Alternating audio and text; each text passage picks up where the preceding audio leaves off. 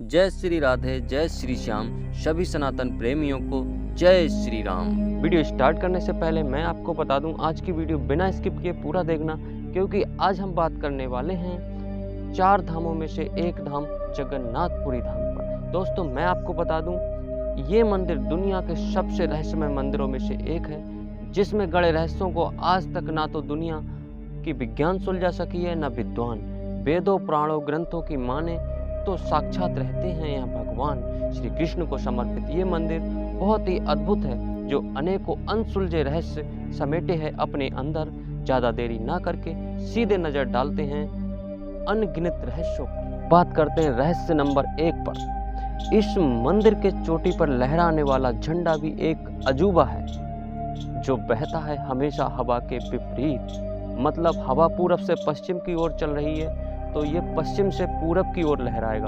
इतना ही नहीं, इस झंडे को मंदिर के पुजारी के द्वारा रोजाना बदला जाता है, और कहा जाता है अगर गलती से एक दिन भी भूल गए और झंडा बदलकर दूसरा नहीं लगा तो मंदिर 18 सालों के लिए स्वतः ही बंद हो जाएगा। इस झंडे का कोई तोड़ है विज्ञान के पास? जवाब है नहीं। बात करते हैं रहस्य नंबर 2 के बारे में, मंदिर की चोटी पर लगे सुदर्शन चक्र की। आप इसे मंदिर की किसी भी दिशा में खड़े होकर देखोगे तो सुदर्शन चक्र का मुंह आपको अपनी ही तरफ दिखाई देगा। क्या किसी को तर्की के पास इसका है कोई जवाब? मैं समझता हूँ नहीं। नजर डालते हैं रहस्य नंबर 3 पर। बात करते हैं गड़गड़ाते समुद्र की, दहाड़ते हुए समुद्र की। अधिकांश लोग समुद्र तट तक नहीं पहुंच पाते हैं, तो मैं बता दूं, समुद्र से हमेशा तेज हवाओं के साथ लहरें उठती हैं, तो समुद्र दहाड़ता हुआ और गड़गड़ाता हुआ सुनाई देता है जब हम उसके किनारों पर खड़े होते हैं। तो आप सब जानते हैं जगन्नाथपुरी धाम भी समुद्र के किनारे पर बसा हुआ है। मंदिर के बाहर खड़े होकर खूब शोर सुनाई देगा, खूब गड़गड़ाता समुद्र सुनाई देगा, लेकिन मंदिर के अंदर जाते ही समुद्र की कोई भी ध्वनि आपको सुनाई नहीं देगी। रहस्य नंबर 4 में बात करते हैं मंदिर के शिखर की।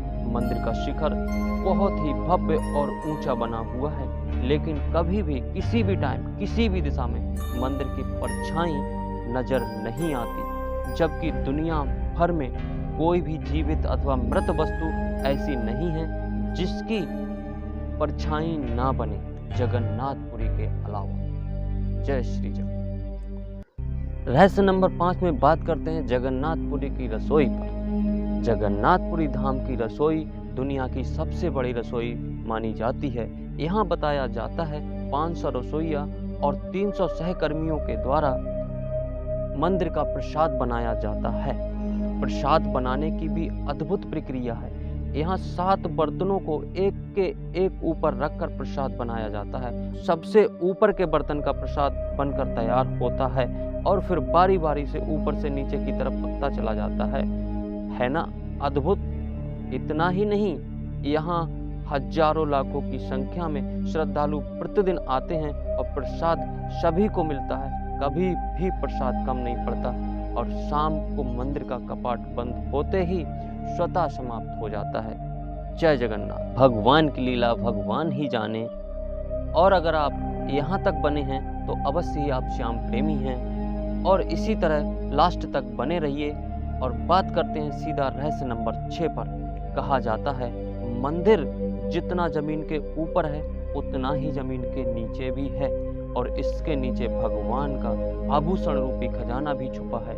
इसे उड़ीसा की गवर्नमेंट के द्वारा बंद कर दिया गया है। इसके साथ कोई छेड़छाड़ नहीं है। ये खजाना हीरो जवाहरात का अमूल्य खजाना है। भगवान जगन्नाथ का ये अमूल्य खजाना है। इसके साथ कोई भी छेड़छाड़ नहीं होती है। इस मंदिर की एक कथा प्रचलित है, हम आपको वो कथा बता देते हैं। कहा जाता है राजा इंद्रदेवमन मालवा का राजा था, और उसे भगवान ने सपने में दर्शन दिए और उससे कहा, नीलांचल पर्वत की गुफा में मेरी एक मूर्ति है जिसे नील माधव कहते हैं, उसे तुम यहाँ एक मंदिर बनवा कर स्थापित करवा दो। राजा ने अगले ही दिन अपने सैनिक नील माधव की खोज में नीलांचल पर्वत भेज दिए। उस समय शबर कबीले के लोग नील माधव की पूजा करते थे, लेकिन फिर भी सैनिकों ने उस मूर्ति को चुरा लिया और राजा को लाकर दे दिया। उस टाइम मूर्ति चोरी होने पर भक्त और भगवान दोनों दुखी हो गए और भगवान वापस वहीं चले गए। जाते समय राजा से कहा, राजन तुम मेरे लिए मंदिर बनवा दो, मैं अवश्य आऊँगा।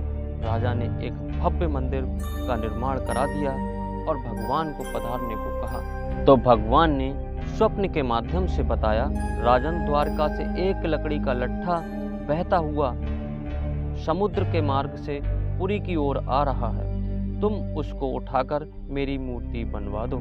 राजा ने समुद्र में उस लकड़ी के लट्ठे को ढूंढ लिया, लेकिन सारे लोग मिलकर उसे उठा ना सके।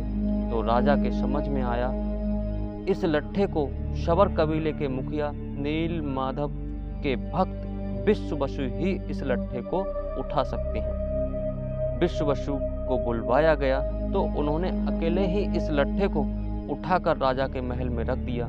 उस समय सारे लोग आश्चर्यचकित हो गए कि ये कैसे हो गया। राजा ने बारी बारी से अपने सभी कारीगरों को लगाकर देख लिया, कोई भी उस लट्ठे में मूर्ति तो बनाना बहुत बड़ी बात है, एक निशान भी नहीं मार पाए। राजा बहुत हैरान हो गया। तभी वहां वृद्ध रूप रखकर स्वयं विश्वकर्मा जी आए और उन्होंने बोला, मैं इस मूर्ति को बना सकता हूँ, लेकिन मेरी शर्त है कि मैं इसे एकांत में ही 21 दिन में बिना किसी के रोके टोके बनाऊंगा। राजा ने उनकी शर्त मान ली और एक बड़े हॉल में लट्ठा रखवाकर उनको उसमें बंद करवा दिया। धीरे धीरे कई दिन गुजर गए, हॉल से कोई भी किसी तरह की आवाज़ नहीं आती सुनाई दी। तो सब लोग चिंता में पड़ गए और उन्हें लगा कहीं वृद्ध व्यक्ति भूख प्यास से मर तो नहीं गया। तब रानी के जिद करने पर राजा ने उस हॉल का दरवाज़ा खुलवा दिया। तो वहाँ देखा कि वो वृद्ध व्यक्ति जो वृद्ध कारीगर था वो गायब है और वहाँ 3 अधूरी मूर्ति बनी हुई थी, जिसमें भगवान जगन्नाथ और उनके बड़े भाई बालभद्र के छोटे छोटे हाथ बने थे, पैर नहीं बन पाए थे और उनकी बहन सुभद्रा के हाथ पैर कुछ भी नहीं बने थे। राजा ने इसे भगवान की इच्छा मानकर मंदिर में स्थापित करा दिया और ऐसा माना जाता है कि तब से आज तक वही मूर्ति इस मंदिर में स्थापित है। और भी अनेकों रहस्य छिपे हैं जगन्नाथपुरी धाम के। हमारा वीडियो पसंद आया हो, हमारा वीडियो अच्छा लगा हो तो अभी इसको लाइक करो, शेयर करो, कमेंट करो और चैनल पर नए हो तो चैनल को सब्सक्राइब अवश्य करें और बेल आइकन दबा लें ताकि आपको हमारी वीडियोस मिलती रहे सबसे पहले। और सनातन शक्ति साम्राज्य के साथ बने रहिए, इसी तरह अपना प्यार देते रहिए। जय सनातन प्रेमी।